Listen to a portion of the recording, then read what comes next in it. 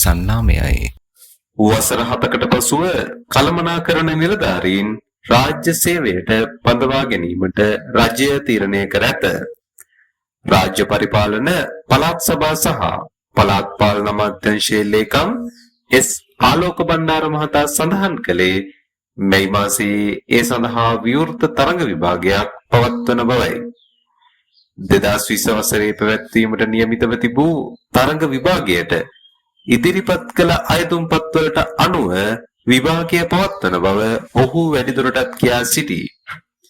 එමෙන්ම ඒ සඳහා අයතුම්පත් 1,30,000කට අධික සංඛ්‍යාවක් යොමු කර ඇති බවයි වාර්තා වන්නේ.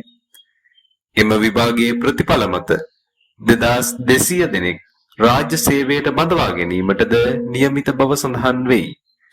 ඔහු කියා සිටියේ මේ වන විට කළමනාකරණ නිලධාරීන්ගේ පුරප්පාඩු 4000කට අධික සංඛ්‍යාවක් පවතින බවයි. මෙවැනි වැදගත් පුවත් ලදසින් දැන ගැනීමට අපගේ දිනපතා පුවත් YouTube නාලිකාව සබ්ස්ක්‍රයිබ් කර බෙල් අයිකනය ක්ලික් කර තබා ගන්න.